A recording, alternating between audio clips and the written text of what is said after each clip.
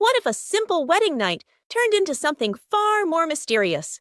A story that begins with laughter, but slowly pulls us into a world of secrets, heartbreak, and choices no one saw coming. Let's dive into this gripping tale.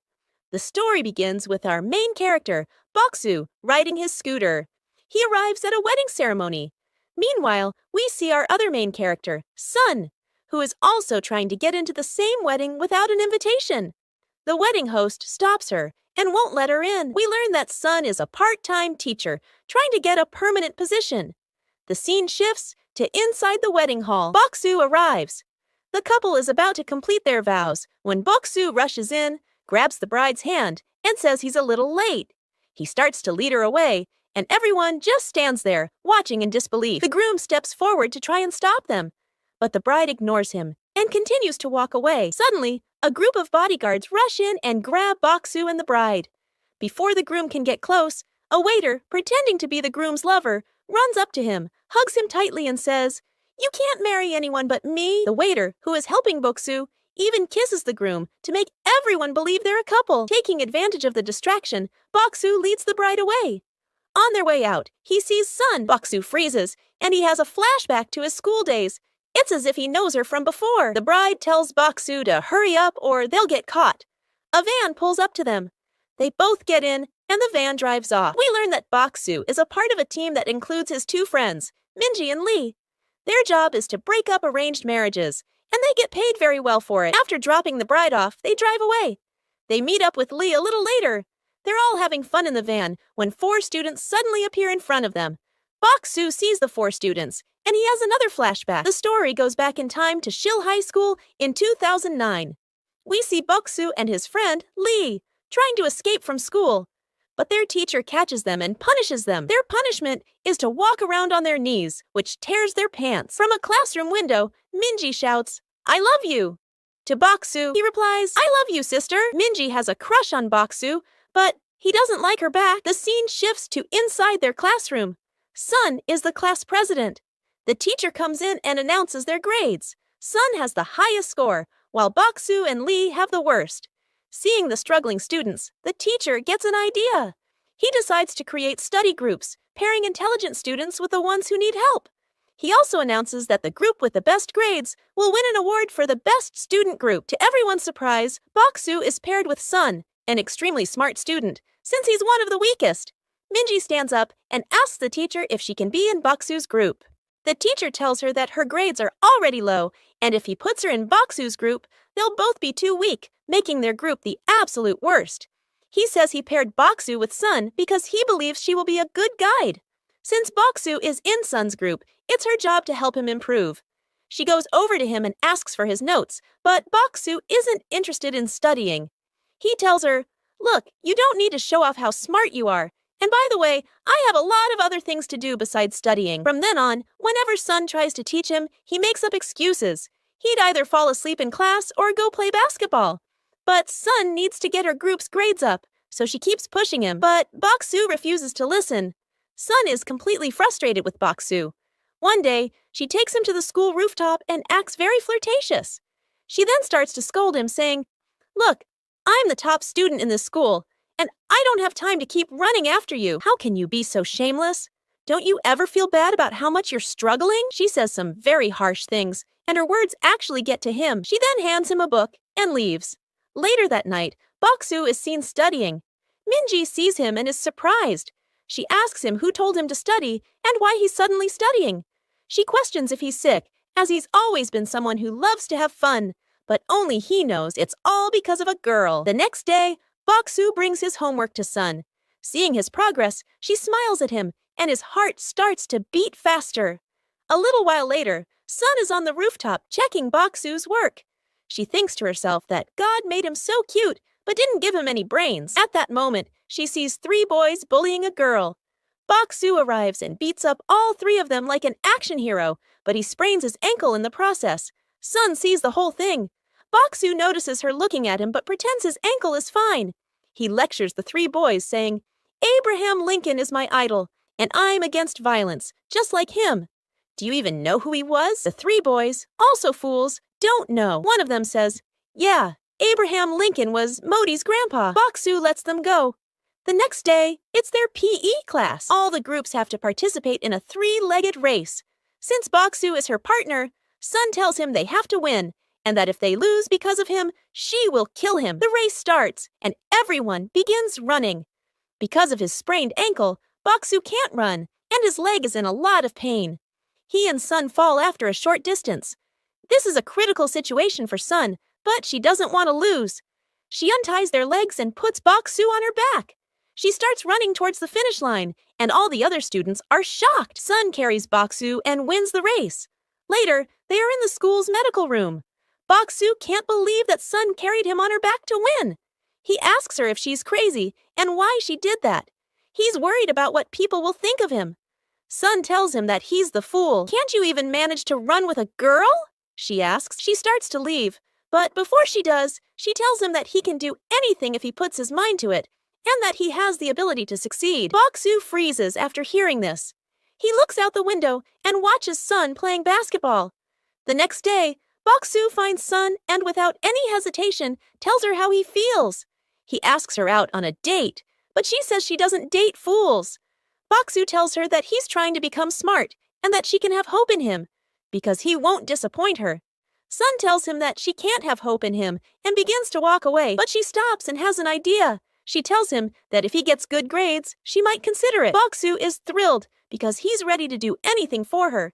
He starts studying day and night. Everyone is shocked to see him so dedicated to his studies.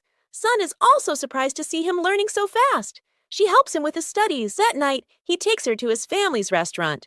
Sun eats a lot of noodles while Baksu just watches her. His family also sees them, and his nephew says, "My uncle is all grown up. Look, he brought a girl here." The next day, they have a test. Baksu keeps looking at Sun during the test. Afterwards, he goes to meet her on the rooftop to show her his results. He finds her asleep at a table. She looks so cute, and he covers her face from the sun with his hand. Sun wakes up, and they both feel embarrassed. That night, they go to a beautiful place and talk while looking at the moon. Sun asks for his test results. Baksu acts as if he did badly, but then he surprises her by showing her his grades, which are 50 points higher. Baksu asks her what she wants to do in the future. Sun says she doesn't know. Baksu tells her she should become a teacher because she's a great teacher. He says his dream is for her to become his girlfriend. The story returns to the present. Min, a student, comes to Sun's office. He's worried that he might be expelled because of his low grades, and he came to her for advice. While she is giving him advice, the school canteen owner comes and tells her that she hasn't paid her bill in 3 months and needs to go to the head office. We learn that Sun is not in a good financial situation. Feeling ashamed, she tells Min to come back later. She then meets a man from the Ministry of Education named Kim. He introduces himself as the chairman and says he can make her job permanent, but she'll have to pay him $10,000. She also learns that he has done this for many other teachers. Sun gets angry when she hears about the bribe and says she'll report him to the police. But Kim tells her that she won't gain anything from doing that, and that this is her only chance to get a permanent job. He tells her to accept his offer, or her attitude will get her nowhere. Sun considers it. Sun goes home and talks to her grandmother.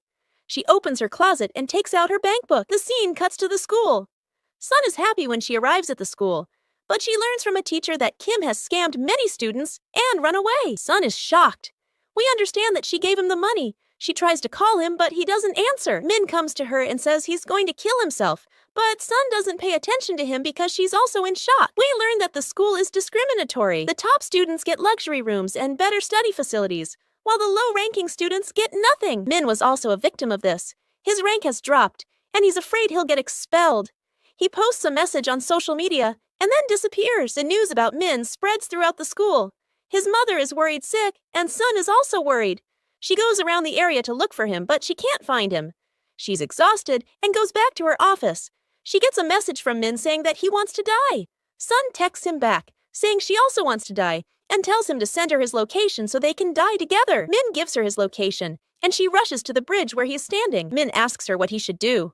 Sun tells him that if he wants to die, he can, and that he won't be able to do anything else. Min is shocked that she's encouraging him to die, instead of trying to stop him. We then see Baksu on the same bridge, working. He's talking to a lady. Sun tells Min what will happen if he falls, and that it will be very painful. Min gets scared and cancels his plan. To scare him even more, Sun climbs onto the bridge railing. Seeing her, Min starts crying and promises he won't commit suicide, begging her to come down. Sun tells him that if he's having trouble studying, he can get admission to another college.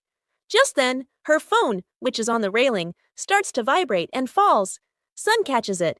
She's so focused on saving her phone that she doesn't realize she's about to fall. Before she and her phone fall, Min grabs her. He tells her she can drop the phone and hold the railing with one hand, but she doesn't listen. After a few seconds of hanging, they both fall into the water. Boksu and the lady he's talking to see the two people drowning. The lady tells Boksu to go and save them, but he says he doesn't work for free. The lady offers him $500, and he goes to save them. Min can swim, so he saves himself, but Sun can't, and she starts to drown. She sinks deeper and deeper into the water, but then Boksu gets to her and brings her to the surface. He still doesn't know it's Sun he saved because he was in a hurry. Min comes to Sun and tries to wake her up, but she's still unconscious. Boksu walks over, and when he sees her face, he's completely shocked. Sun was his first love. The rescue team arrives and takes her to the hospital. Boksu also goes to the hospital to see her. When Sun wakes up, she sees Boksu, but when she fully regains consciousness, she realizes it's Min. They're both happy to see each other alive. Min tells Sun that Boksu saved them. Just then, Min's family arrives and is happy to see him safe. Sun excuses herself and goes to the washroom to dry her phone. She tries to call Kim, but he doesn't answer. She gets angry and sends him a voice message. She vents her frustration, telling him how hard she worked to save that money. She tells him that she will find him and make him pay for what he did. Boksu, who is standing outside, hears everything she says. Later, Sun learns from the news that Boksu saved her.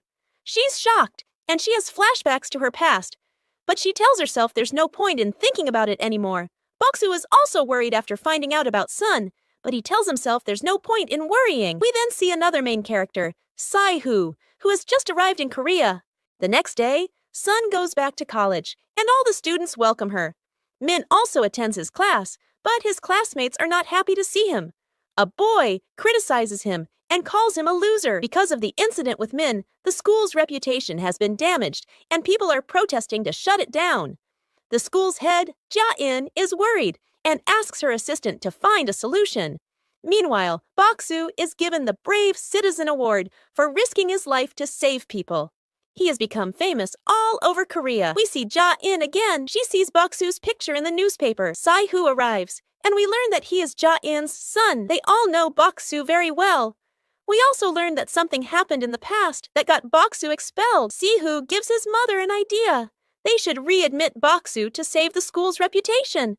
Since Boksu is a national hero, his return will boost the school's image. At the same time, Boksu's mother is at the restaurant telling everyone that her son won the Brave Citizen Award. Boksu arrives and everyone welcomes him.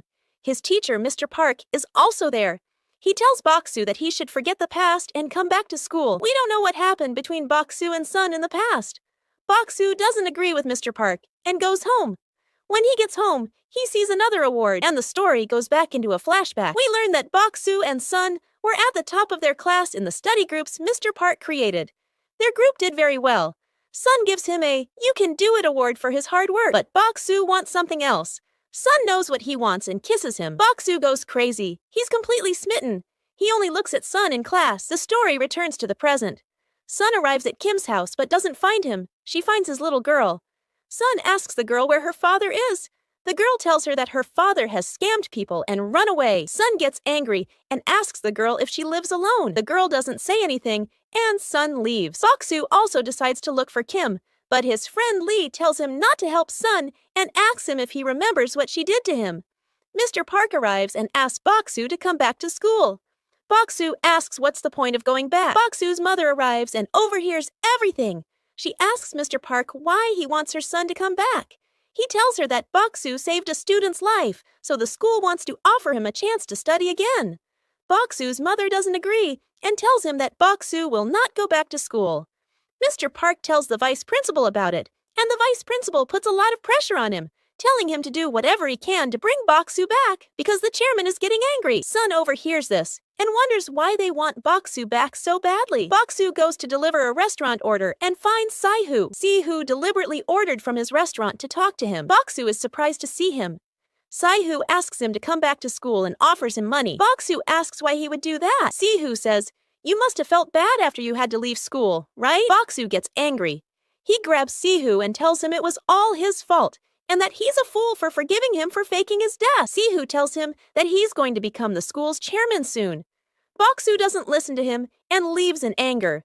Lee calls Baksu and tells him where Kim is. Baksu finds Kim. Kim sees him and runs away, ending up on a railing. Baksu follows him. Baksu has a flashback to the past. We see Baksu and Sihu fighting over Sun. Saihu was on a railing just like Kim, and he accidentally fell. Sun saw the whole thing. Everyone thought Baksu pushed Sihu. Even though Sihu survived, he told everyone that Baksu pushed him. Sun also believed him and testified against Baksu, saying that he pushed Sihu. The police came and arrested Baksu. Sihu cries when he sees Sun testify because he thought she would be the one person to stand up for him. Now he knows he was wrong. The first part of this amazing series ends here. If you felt this tale pulling at your heart, hit that like button and don't forget to subscribe. Trust me, you won't want to miss what happens next.